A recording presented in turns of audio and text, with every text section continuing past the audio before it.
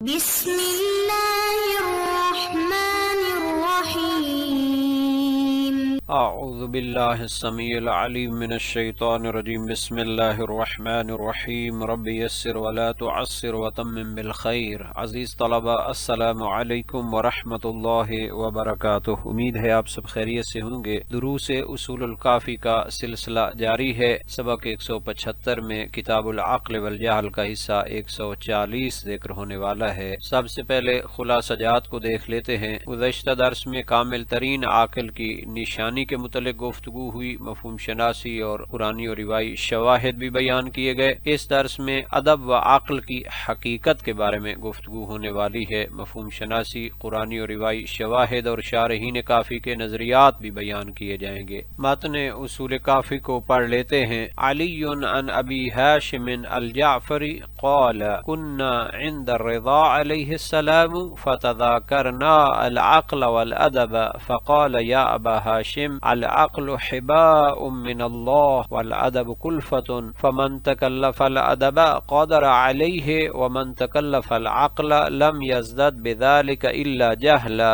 حاشیہ میں ذکر کیا گیا ہے کہ زیادہ تر نسخوں میں علی بن ابراہیم عن ابی ہاشم جعفری ہے، جبکہ مطبوعہ میں علی عن ابی ہے عن ابی ہاشم جعفری ذکر کیا گیا ہے۔ فرمایا یہ نہ کہا جائے کہ علی بن ابراہیم نے جعفری کو درک نہیں کیا، اس کی روایت اس جعفری سے ثابت نہیں ہے، تو مطبوعہ نسخہ درست ہوگا۔ یہ کہنا کہ علی بن ابراہیم قمی نے ابو ہاشم جعفری کو درک نہیں کیا، یہ ثابت نہیں ہے، چونکہ اس کے معاصرین نے جعفری سے روایت کی ہوئی ہے۔ جناب سعد بن عبداللہ کا نام ہے، ابو القاسم قطنجی کا نام ہے، تو علی بن ابراہیم بھی اس کو درک کر سکتے ہیں چونکہ وہ اس کے دور میں موجود تھا۔ تو اکثر نسخوں میں تو ابھی ہے کا ذکر نہیں ہے، تو اپنی طرف سے اجتہاد کرنے کی بھی ضرورت نہیں ہوگی۔ بہت سی دوسری سندوں میں جناب علی بن ابراہیم نے ابو ہاشم جعفری سے روایت کی ہوئی ہے۔ تہذیب الاحکام کا حوالہ دیا ہے، عیون اخبار کا حوالہ موجود ہے، تو وسائل الشیعہ میں بھی اس کو بغیر ابھی ہے کے ذکر کیا ہے۔ تو یہ جو مطبوعہ میں اضافہ ہوا ہے، یہ جناب نسخہ بردار کا ذہنی انس ہے کہ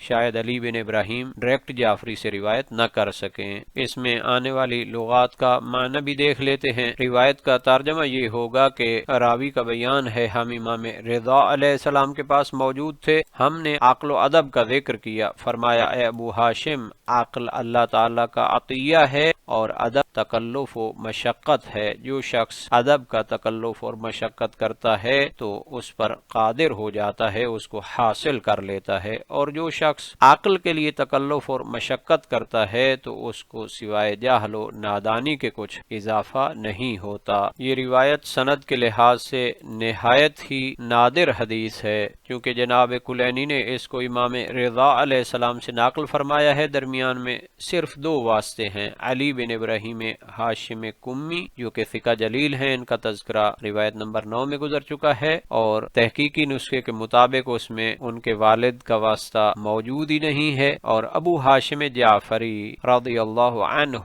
جناب نجاشی نے فرمایا داؤد بن قاسم بن اسحاق بن عبداللہ بن جعفر بن ابو طالب جعفر طیار کی نسل سے ہیں۔ ابو ہاشم جعفری مشہور ہیں، رحمہ اللہ، کان عظیم المنزلت عند الائمۃ علیہم السلام شریف القدر ثقۃ۔ شیخ طوسی نے بھی نہایت ہی احترام کے ساتھ اس کو ذکر فرمایا ہے، اور یہ روایت نہایت عالی السند ہے۔ جناب داؤد بن قاسم جعفری کے متعلق منابع کو بھی دیکھ لیتے ہیں۔ موسوعۃ و طبقات الفقہاء میں فرمایا کان عظیم المنزلت عند الائمۃ علیہم السلام شریف القدر ثقۃ، اور اس نے امام رضا علیہ السلام کو اور امام جواد ہادی اور امام عسکری علیہ السلام کو درک کیا ہے، بلکہ کہا گیا ہے کہ اس نے امام مہدی منتظر کی زیارت کا شرف بھی حاصل کیا ہے۔ یہ فریقین کے منابع بھی ذکر کیے گئے ہیں رجالی۔ جناب داؤد بن قاسم جعفری کے مشائخ اور ان کے شاگردوں کو بھی ذکر کیا، اور ان کی روایات کی تعداد بھی ذکر کی ہے۔ جناب خطیب بغدادی کا نظریہ بھی بیان فرمایا ہے، کان ابو ہاشم احد کبار العلماء محدثا شاعرا محیبا شدید العارض ذا نسک و زہادہ۔ جناب اصفہانی کا نظریہ بھی بیان فرمایا ہے مقاتل الطالبیین میں۔ انہوں نے جہاں پر یحییٰ شہید کا ذکر فرمایا، جب لوگ محمد بن عبداللہ بن طاہر کو فتح کی مبارکبادی دینے کے لیے گئے تو جناب ابو ہاشم جعفری نے وہاں پر ان کو نہایت ہی ادبی انداز سے متوجہ فرمایا، ایھا الامیر جئتک مہنئا بما لو کان رسول اللہ صلی اللہ علیہ وآلہ وسلم حیا لعزی بہ، کہ تم یہاں بیٹھ کر اس کی مبارکبادیاں قبول کر رہے ہو، حالانکہ اگر نبی پاک موجود ہوتے تو ان کی تعزیت پیش کی جاتی۔ اسی طرح تاریخ طبری سے بھی ذکر فرمایا ہے حوادث 252 میں کہ معتز عباسی نے طالبیین کی ایک جماعت کو سامرا بلوایا، ان میں سے ابو ہاشم جعفری کو بھی لایا گیا اور ان کو لانے کا سبب بھی ذکر کیا ہے۔ جناب ابو ہاشم کی اخبار و مسائل ائمہ سے موجود ہیں اور انہوں نے اہل بیت کی مدح میں اشعار بھی کہے ہیں۔ ایک ان کا شعر ہے، یا آل احمد کیف اعدل عنکم عن السلامت والنجات احول، ذخر الشفاعت جدکم لکبائر فیہا علی اہل الوعید اصول، شغلی بمدحکم وغیری عنکم بعدوکم ومدیحہ مشغول۔ اسی طرح جناب احمد بن محمد نے اخبار ابو ہاشم جعفری میں پوری کتاب تالیف کی اور جناب طبری نے اعلام الورا میں اس سے ناقل کی ہیں۔ یہاں تک جناب ملا صدرہ شیرازی کے نظریے کا تعلق ہے تو انہوں نے اپنی شرح اصول کافی میں تفصیل کے ساتھ سند کے متعلق بھی گفتگو فرمائی ہے، خصوصاً جناب ابو ہاشم جعفری کی تفصیل بیان کی۔ جناب ملا صدرہ شیرازی نے اس حدیث کے مطالب کو دو جہتوں اور دو عوالم، عالم ملکوت اور عالم ملک کے تناظر میں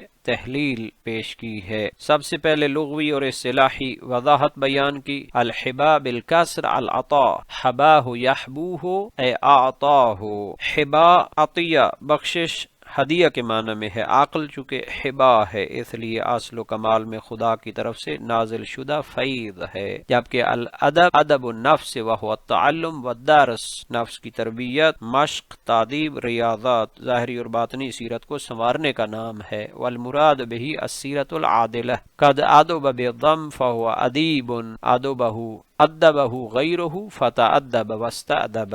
ابو یزید بسطامی کے مطابق ہر وہ ریاضت جو انسان کو کسی فضیلت میں مہذب بنائے وہ ادب ہے۔ عن ابی یزید الادب اسم یقع علی کل ریاضت محمودہ یتخرج بها الانسان فی فضیلۃ من الفضائل، والکلف ما یتکلف الانسان ویتجشمہ، وکلفہ تکلیفہ امرہ بما یشق علیہ۔ کلفت مشقت اور ریاضت ہے جس کو انسان انجام دیتا ہے، وہ امور جنہیں انسان محنت، تکرار اور مجاہدہ سے حاصل کرتا ہے وہ کلفت شمار ہوتی ہیں۔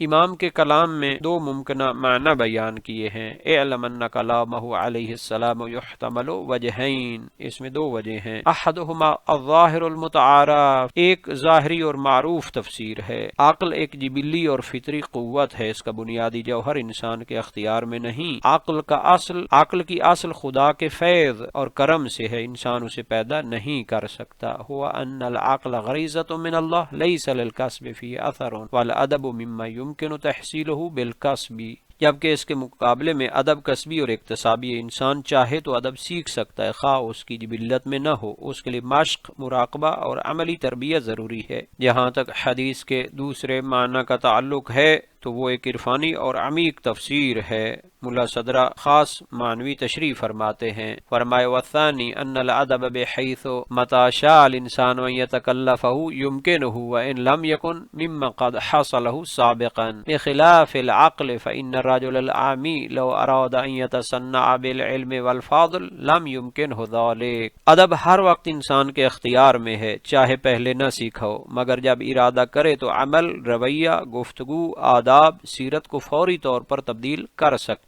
ہے، لیکن عقل کا تکلف ممکن نہیں ہے۔ ایک عام آدمی چاہے لاکھ کوشش کرے کہ عالم یا عاقل حقیقی بن کر دکھائے، فلسفیانہ اصطلاحات بھی یاد کر لے، علمی وقار بھی بنا لے، پھر بھی حقیقی عقل و نورانیت اس کے بس کی بات نہیں ہوگی۔ یہ مسئلہ ایمان کی مثال سے واضح فرمایا۔ کما فی قولہ تعالی لا اکراہ فی الدین، سورہ بقرہ 256، لأن الدین بالحقیقہ هو الایمان، والایمان هو العلم باللہ والیوم الآخر علما یقینیا وتصدیقا قلبیا وليس ذلك مقدورا لكل احد۔ ایمان اصل میں یقینی معرفت اور قلبی تصدیق ہے، یہ ہر کسی کے اختیار میں نہیں بلکہ فیض الہی سے نصیب ہوتا ہے۔ زبان سے کلمہ کہنا اور ظاہری اعمال کرنا ممکن ہے، لیکن دل کا یقین انسان کے اختیار میں نہیں ہے۔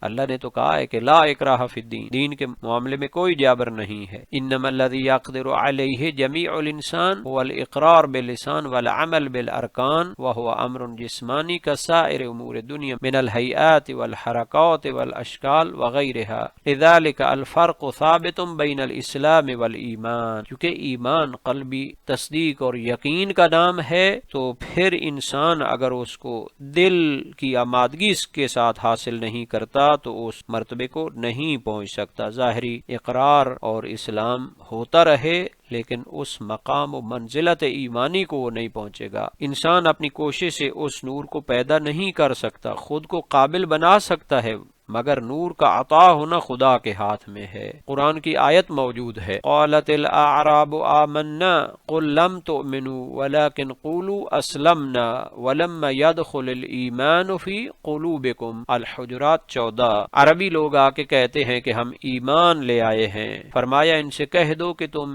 ایمان کے درجے پر فائز نہیں ہو، بلکہ کہو کہ ہم اسلام لائے ہیں، ابھی ایمان تمہارے دلوں میں داخل نہیں ہوا۔ فرمایا لأن القلب من عالم الغیب والملکوت وهو بید اللہ یقلبہ کیف یشاء لیس لأحد التصرف فیہ وفی احوالہ۔ دو عوالم کا فرق بیان کیا، ظاہری اعمال عالم خلق و شہود ہیں، زبان، ہاتھ، پاؤں، اذکار، نماز، روزہ، انسان ان کو ارادے سے انجام دے سکتا ہے، لیکن دل اور عقل عالم غیب و ملکوت سے ہیں۔ دل پر نور کا نازل ہونا، حقیقی ایمان و یقین کا حاصل ہونا، نور عقل کا ظہور، یہ سب اللہ کے قبضہ قدرت میں ہے۔ اس لیے فرمایا وَلَمَّا يَدْخُلِ الْإِيمَانُ فِي قُلُوبِكُمْ، یعنی ایمان کے دخول کا اختیار انسان کے پاس نہیں ہے۔ ملا صدرہ عقل اور ایمان دونوں کو وہبی سمجھتے ہیں۔ عقل کی اصل بدایت بھی خدا کا عطیہ ہے، عقل کا کمال نہایت بھی خدا کا عطیہ ہے۔ انسان کے تکرار فکر، مراقبہ، محاسبہ، ذکر اور تفکر، یہ سب اسباب و عوامل تیاری پیدا کرتے ہیں، مگر نور عقل دینے والا خدا ہے، انسان نہیں۔ اسی کو ملا نے اعداد و تحیات کہا ہے، یعنی اعمال و مجاہدات تیاری تو بناتے ہیں مگر نور کا دینے والا صرف حق تعالی ہے۔ جناب ملا صدر شیرازی نے اپنے کلام کے تکملہ میں فرمایا فمن رام ان یتکلم بالشہادہ او یصلی او یصوم او یعطی الصدقہ بمالہ او یحج براحلتہ ومالہ او یغزو فیمکنہ فی کل وقت، وہ ظاہری اعمال تو انجام دے سکتا ہے۔ ومن رام ان یؤمن کما آمن اہل الحق لا یمکنہ ذلک الا ان یتنور قلبہ بالہام اللہ وہداہ، لیکن جو شخص اچانک اٹھ کر کہے کہ میں ایمان کے درجے پر فائز ہونا چاہتا ہوں جیسے اہل حق کو وہ بلند مرتبہ معارف حاصل ہیں، تو وہ ایسا نہیں کر سکے گا مگر اس کے لیے علل و اسباب حاصل کرے، اتنا اپنے آپ کو قابل اور لائق بنائے کہ اللہ تعالی کی طرف سے اس کے دل پر نور ایمانی کی تجلی ہو۔ فالایمان عطاء من اللہ کذالک العقل، جس طرح ایمان اللہ کی عطا ہے اسی طرح عقل و شعور انسانی بھی اللہ کی عطا ہے۔ سواء کان اصلہ، یعنی اصل عقل بھی اللہ کی عطا ہے، وکمالہ، اور اس کی کمال بھی اللہ کی عطا اور حبا ہے۔ فإن تکرر الادراکات والافکار وکثرت التأملات والاذکار وإن کان لها تأثیر فی ازدیاد العقل واجتدادہ وتنویر القلب وانفتاح بابہ الی الملکوت، فرمایا کہ اصل عقل اور اس کا کمال عطیہ الہی ہے، لیکن یہ انسان کی کوشش اور اس کے ادراکات و افکار، اذکار و تأملات، یہ سب عوامل ہیں، تاثیر رکھتے ہیں، انسان کو کوشش سے ہاتھ نہیں اٹھانا چاہیے۔ لیکن الفاعل المعطی هو الحق تعالی بلا توسط الخلق وتلک الامور معدات و مہیات، یہ سب امور مقدمہ ہیں، حتمی نتیجہ یہ ہے کہ جو بھی راہ خدا میں استقامت سے سلوک کرتا ہے وہ آخرکار مجذوب بن جاتا ہے۔ عمل، مجاہدہ، ادب، پاکیزگی، جذب الہی، ان سب مراحل سے گزر کر انسان نور عقل کو پہنچے گا۔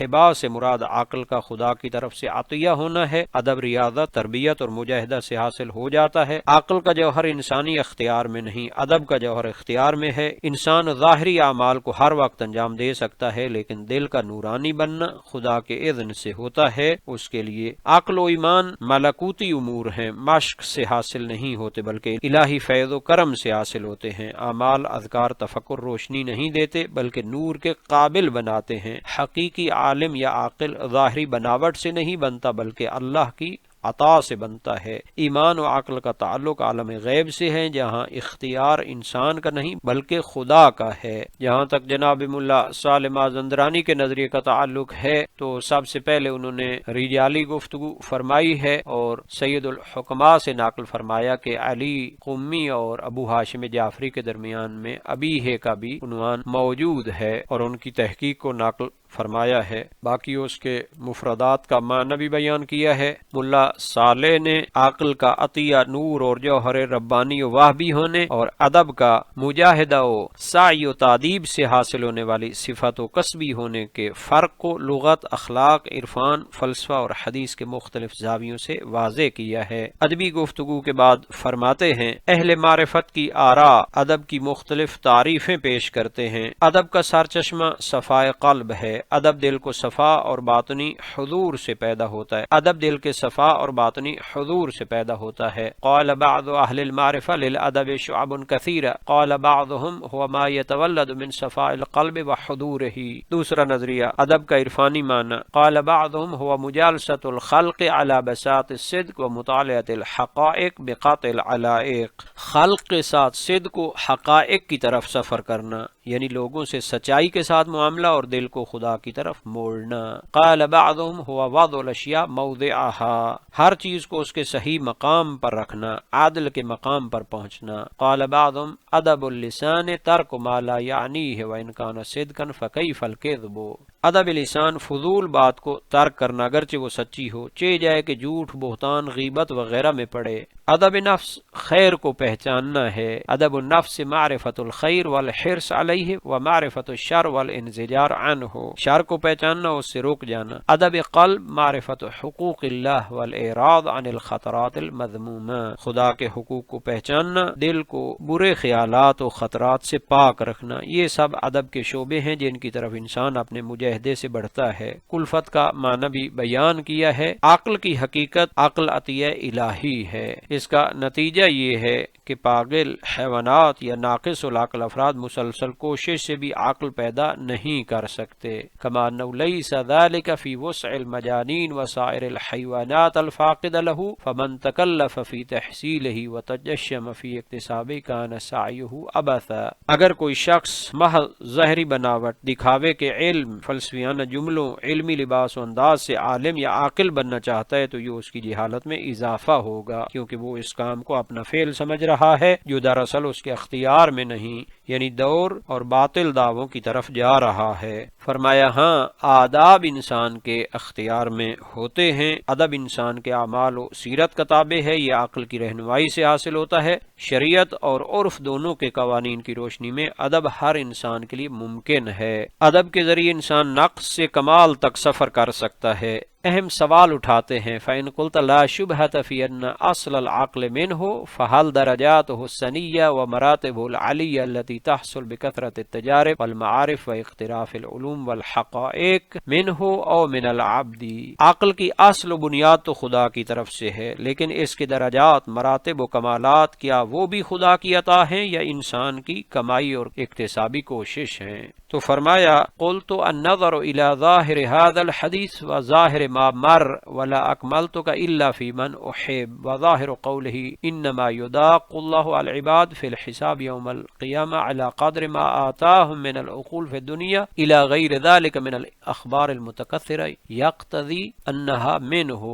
عقل کے تمام مراتب فیض الہی ہیں۔ احادیث سے استدلال کیا لا اکملتک الا فی من احببت، عقل کا کمال بھی محبت الہی کے تابع ہے۔ قیامت میں حساب عقل کے عطائی ہونے کے اعتبار سے ہوگا، لہذا عقل کے درجات بھی خدا سے ہیں۔ انسان کی کوشش سبب قریب ہے، فاعل حقیقی نہیں۔ تلک العلوم والآداب ان کان لها مدخل فی حصولها لکنها لیست عللا فاعلیتا لها بل ہی شرائط لتحققها وصدورها من المبدأ الفیاض۔ انسان کی کوشش سبب قریب ہے، تجربات، علوم، معرفت، عبادت، تفکر، اخلاق، تعدیب، یہ سب عقل کی ترقی کا ذریعہ ہیں مگر اصل نور دینے والے نہیں۔ جس طرح چراغ کی روشنی بڑھانے میں تیل مددگار ہوتا ہے مگر روشنی دینے والا تیل نہیں، اصل نور شعلہ کا ہے، اسی طرح تجربہ، علم اور آداب تیل کی مانند ہیں، عقل کا نور خدا کا شعلہ ہے۔ یہاں پر جناب